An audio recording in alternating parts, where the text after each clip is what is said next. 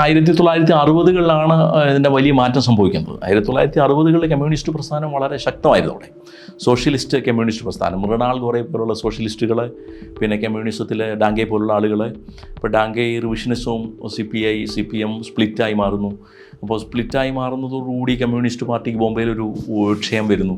പിന്നെ ദേശായി എന്ന് പറഞ്ഞൊരു വലിയ നേതാവിൻ്റെ മരണത്തോടുകൂടി അത് ആണ് കമ്മ്യൂണിസത്തിൻ്റെ അപജയം തുടങ്ങുന്നത്. ഇപ്പോൾ അടിയന്തരാവസ്ഥ കാലത്ത് പോലും നമ്മൾ എന്തിനേറെ പറയുന്നു, നമ്മുടെ ഈ ബാൽ താക്കറെ തന്നെ ഒരു കമ്മ്യൂണിസ്റ്റ് പശ്ചാത്തലത്തിൽ നിന്ന് വരുന്ന ആളാണ്. ഞാൻ അദ്ദേഹത്തെക്കുറിച്ച് എഴുതിയിട്ടുണ്ട്. ആദ്യമായിട്ട് സ്വന്തമായിട്ടൊരു പേപ്പർ എഡിറ്റ് ചെയ്യേണ്ടത് ഫ്രീ പ്രസിന് മുമ്പ് തന്നെ അദ്ദേഹം പത്രം, ഒരു ഇംഗ്ലീഷ് അമേരിക്കൻ പത്രത്തിൻ്റെ അമേരിക്കൻ സോഷ്യലിസ്റ്റ് പത്രത്തിൻ്റെ പേരായിരുന്നു അതിനെക്കുറിച്ച് വളരെ വിശദമായിട്ട് ഞാൻ ഈ പുസ്തകത്തിൽ എഴുതിയിട്ടുണ്ട്. അപ്പോൾ ഒരു സോഷ്യലിസ്റ്റ് കമ്മ്യൂണിസ്റ്റ് ബാക്ക്ഗ്രൗണ്ട് ആയിരുന്നു ബാൽ താക്കറേക്ക് പോലും ഉണ്ടായിരുന്നത്. അപ്പോൾ ആ ഒരു ബാക്ക്ഗ്രൗണ്ടിലാണ് പുള്ളി ഫ്രീ പ്രസ്സിലേക്ക് പോകുന്നത് കാർട്ടൂണിസ്റ്റായിട്ട്. അപ്പോൾ അതിനുശേഷം ഈ 60-കളുടെ ഒരു മധ്യത്തോടെയാണ്.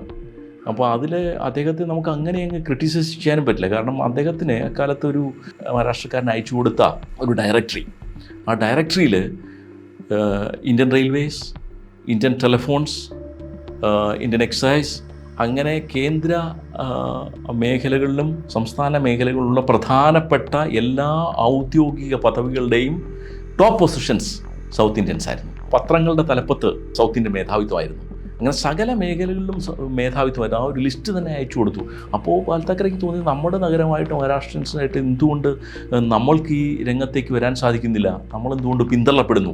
അങ്ങനെയാണ് ഒരു പ്രാദേശിക വികാരത്തിൻ്റെ ഈ അഗ്നി അയാളിലുണ്ടാകുകയും അങ്ങനെ അദ്ദേഹം മാർമിക് എന്ന് പറയുന്ന ഒരു കാർട്ടൂൺ പരമ്പര ഫ്രീ പ്രസ് വിട്ടതിന് ശേഷം വ്യക്തിപരമായി അദ്ദേഹത്തിന് തന്നെ ഒരുപാട് അപമാനകരമായ, അദ്ദേഹത്തെ ഇൻസൾട്ട് ചെയ്യുന്ന ധാരാളം പ്രവൃത്തികൾ ഈ ഫ്രീ പ്രസ് ജേർണലിൽ തന്നെ ഉണ്ടായിരുന്നു എന്നാണ് ഞാൻ കേട്ടിട്ടുള്ളത്.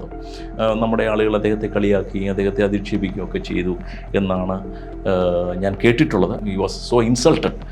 അപ്പം ഇങ്ങനെയുള്ള വ്യക്തിപരമായ ഇൻസൾട്ടും അതോടൊപ്പം തന്നെ ഇങ്ങനെയുള്ള പല മേഖലകളിലും രാഷ്ട്രീയരായിട്ടുള്ള ആളുകളുടെ ഒരു പിന്നോട്ട് പോക്കും, എല്ലാ മേഖലകളിലും സൗത്ത് ഇന്ത്യൻ ഡൊമിനേഷൻ, ദക്ഷിണേന്ത്യക്കാരുടെ ഒരു ഡൊമിനേഷൻ അദ്ദേഹത്തെ ഇരുത്തി ചിന്തിപ്പിക്കുകയും അങ്ങനെ അദ്ദേഹം പ്രാദേശികവാദത്തിലേക്ക് പോകുക. 1965 അദ്ദേഹം ഈ പ്രാദേശികവാദത്തെ ജ്വലിപ്പിച്ചുകൊണ്ട് ശിവസേന എന്ന് പറയുന്ന രാഷ്ട്രീയ പ്രസ്ഥാനത്തിന് രൂപം നൽകുകയും ഒക്കെ ഉണ്ടായി. അതോടുകൂടിയാണ് ഈ ബോംബെയുടെ ഒരു നൈതികത, ബോംബെയുടെ ഒരു സാംസ്കാരിക ബഹുലത അതിന് ഇടിവ് തട്ടുന്നത്. അല്ലെങ്കിൽ അത് ഞാൻ നീച്ചെ നഗർ എന്ന് പറയുന്ന, അപ്പം ഈ ഇപ്റ്റയുടെ കാലത്തേക്കുള്ള ഒരു വലിയ നാടകത്തിൻ്റെ ഒരു ടൈറ്റിലാണത്. അപ്പം അങ്ങനൊരു നീച്ചെ നഗർ എന്ന് പറഞ്ഞാൽ താഴോട്ട് പോകുന്ന ഒരു നഗരമായി തീരുകയും പിൽക്കാലത്ത് അത് വലിയ വർഗീയതയുടെയും, പിന്നെ അദ്ദേഹം അതിനുശേഷം പ്രാദേശികവാദത്തെ വിട്ട് തന്നെ വർഗീയത മാറ്റിപ്പിടിച്ചു. 90-കളായപ്പോഴത്തേക്ക് വർഗീയതയുടെ വലിയൊരു വക്താവായി മാറി.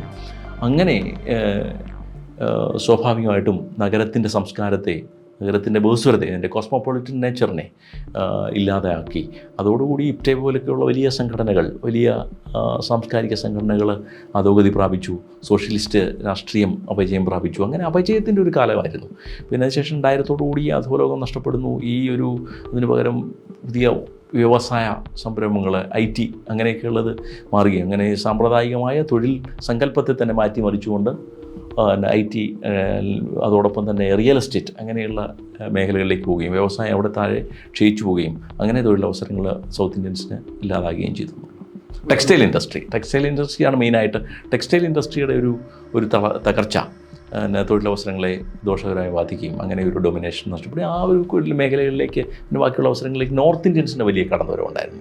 അപ്പം സൗത്ത് ഇന്ത്യൻസിനെതിരെ ഒരു വലിയ കലാപങ്ങളൊക്കെ നടത്തുകയും വലിയ ദേഹോദ്രവമൊക്കെ ഒൽപ്പിച്ചു. അങ്ങനെ സൗത്ത് ഇന്ത്യൻസിൻ്റെ ഒരു വരവ് കുറയുകയും നമ്മൾ വേറെ മേഖല മാറ്റിപ്പിടിച്ചു. ഗൾഫിലേക്കൊക്കെ ഉള്ള ഒരു പോക്ക് വലിയ വൻതോതിൽ ബോംബെയിൽ നിന്ന് തന്നെയാണ് പോക്ക് തുടങ്ങുന്നത്. പിന്നെ നമുക്ക് വിമാനത്താവളങ്ങൾ ഉണ്ടാകുന്നു. ഇവിടുന്ന് തന്നെ നേരത്തെ നമുക്ക് ബോംബെയിൽ നിന്ന് വഴി മാത്രമേ ഗൾഫിലേക്ക് പോകാൻ പറ്റുമായിരുന്നു. പിന്നെ ഇവിടുന്ന് ഗൾഫിലേക്ക് പോകാൻ തുടങ്ങിയപ്പോഴത്തേക്ക് നമ്മുടെ തൊഴിൽപ്പടയെല്ലാം ഗൾഫിലേക്ക് പോവുകയും അല്ലെങ്കിൽ അമേരിക്കൻ നാടുകളിലേക്കൊക്കെ പോവുകയും ഒക്കെ ഉണ്ടായി. അതോടൊപ്പം തന്നെ ഇവിടെ സ്വാഭാവികമായിട്ടും അതിൻ്റെ ബോംബെയിലേക്കുള്ള വരവ് കുറയും. ആ സ്പേസിലേക്ക് നോർത്ത് ഇന്ത്യൻസ് കൂടുതൽ വരികയും, അപ്പോൾ നോർത്ത് ഇന്ത്യൻസ് വളരെ ശക്തമായി ബീഹാറിൽ നിന്നും UP നിന്നും രാജസ്ഥാനിൽ നിന്നൊക്കെ ധാരാളം ആളുകൾ ബോംബെയിലേക്ക് ഒരു ഇൻഫ്ലക്സ്, അവിടുന്ന് ഒരു നോർത്ത് ഇന്ത്യൻ ഇൻഫ്ലക്സ് കൂടുകയും ഇപ്പം ഒരു വലിയ ജനവിഭാഗമായിട്ട് മലയാളികളെ ഒരു ഔട്ട്സ്മാർട്ടായിട്ട് നോർത്ത് ഇന്ത്യൻസ് വരുന്നു.